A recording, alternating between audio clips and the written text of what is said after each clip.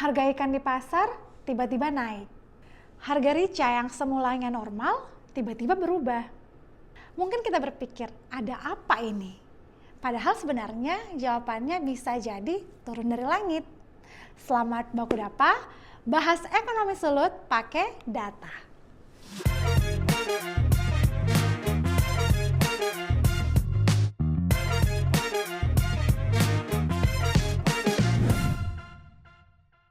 Ya, telah hadir bersama-sama dengan kita di sini Gabriela Regina. Hai.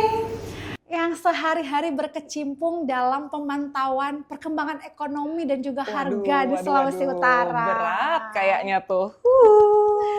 Akhirnya bertemu lagi ya, Gin? Bener, seneng banget. Akhirnya ketemu lagi ya, Kak. Udah lama ya, Kak. Kayaknya kita terakhir ngobrol-ngobrol tuh terakhir pas Kabasaran. Jadi udah lama. Kalau kemarin tuh ya. kita bahas terkait nilai tukar ya, Gin?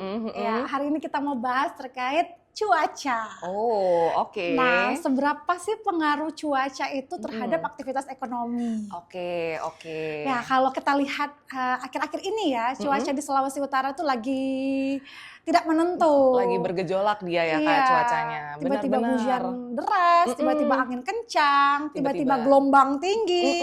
Tiba-tiba terik banget. Iya, Benar, nah sebenarnya apa sih dampaknya terhadap aktivitas ekonomi, khususnya buat saudara-saudara kita yang berprofesi sebagai nelayan, petani, atau bahkan ke distribusi barang? Nah, benar sih, Kak. Kan sekarang tuh emang cuaca lagi nggak nentu ya, Kak ya.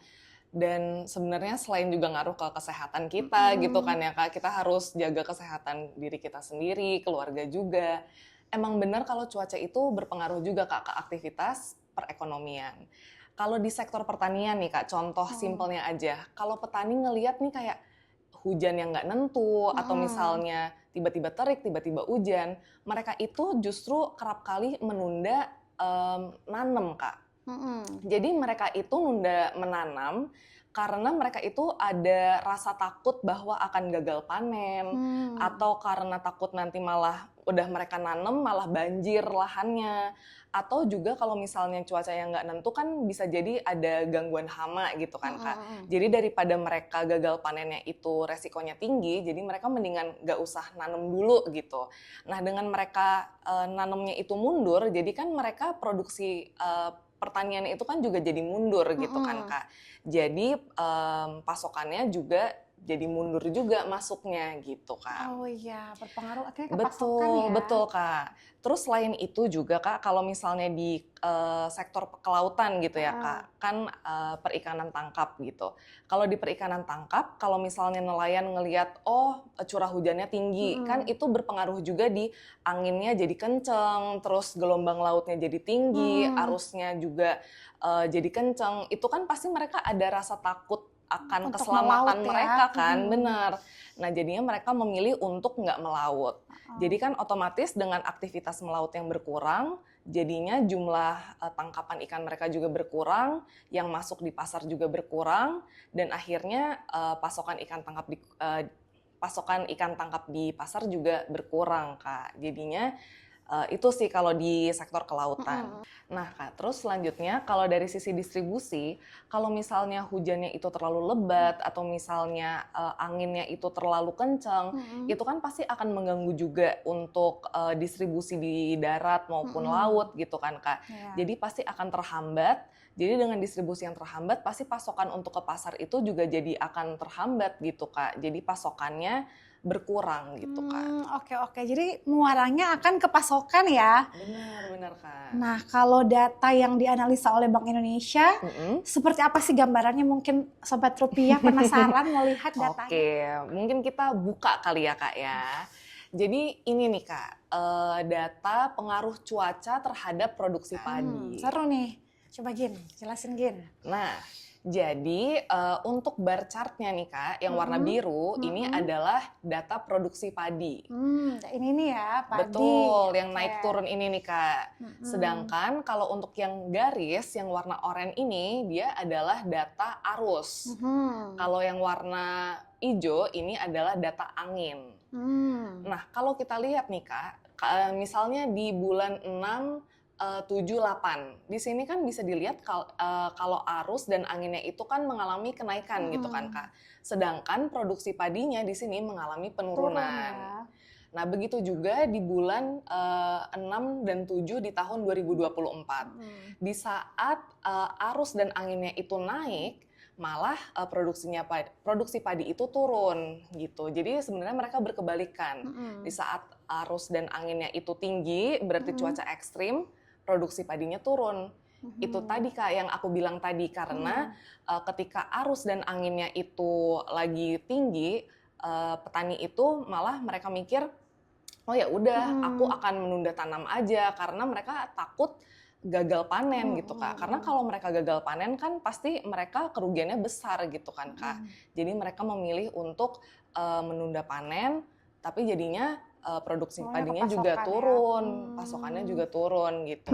Oke. Arus naik, angin naik, produksi menurun. Nah, ini kan dari POV-nya petani ya. Kalau dari POV nelayan seperti apa gitu? Nah, ada juga Kak. Ini Kak, pengaruh cuaca terhadap produksi ikan tangkap. Kurang lebih sama kayak tadi sih Kak cara bacanya. Tapi kalau ini adalah data angin sama gelombang Kak. Sama sih Kak, kurang lebih kalau misalnya angin sama gelombangnya itu lagi naik, produksi ikan tangkapnya itu cenderung turun Kak. Nah, BTW Kak, untuk produksi ikan tangkapnya ini kita dapat datanya dari PPS Bitung. Kalau untuk data angin dan gelombangnya itu dari BMKG. Tadi kalau untuk yang produksi padi itu dari BPS.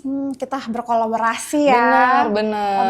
Untuk analisa datanya. Benar Oke, Kak. pengaruh cuaca akhirnya terhadap pasokan. Nah, kalau di pasar sendiri, komoditas mana sih yang paling cepat naik harganya saat cuacanya lagi nggak menentu?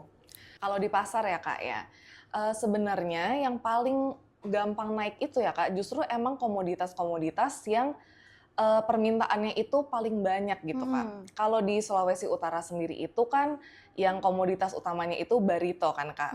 Bawang, rica, tomat. Itu kan emang udah terkenal banget ya Kak, barito-barito ini. Makanan wajib warga Sulut ya. Bener, dalam segala occasion, dalam segala acara, barito udah pasti harus ada gitu kan Kak. Jadi bawang, rica, tomat itulah Kak yang jadi naik harganya. Belum lagi Kak, kalau misalnya lagi ada perayaan-perayaan gitu kan Kak, itu kan pasti ada masak-masak, acara-acara gede, tambah-tambahlah itu Kak peningkatan permintaannya gitu kan. Kalau peningkatan permintaannya juga lagi gila-gilaan, itu kan pasokan, maksudnya stok di pasar kan juga jadi berkurang kan Kak. Dan kalau stok di pasar itu kosong, justru harga bisa naik gitu Kak. Bener Kak, kayak gitu kurang lebih. Oke, kalau dari sisi masyarakat nih sebagai konsumen, apa sih yang bisa kita lakukan agar supaya inflasi yang diakibatkan oleh perubahan cuaca ini tidak makin menekan harga? Hal yang paling simpel yang bisa dilakuin oleh masyarakat Kak untuk membantu gitu ya Kak supaya harga tuh nggak makin naik adalah bijak dalam belanja. Bijak dalam belanja tuh gimana sih Kak? Kan kalau misalnya cuaca itu lagi nggak menentu, pasti tadi kan pasokan juga semakin dikit gitu kan Kak. Kalau pasokan semakin dikit, kadang kalau misalnya kita ke pasar kayak, duh mendingan kita beli banyak supaya kita nggak kehabisan deh gitu kan Kak. Nah itu namanya kalau kata orang Manado. panic buying Kak gitu kan.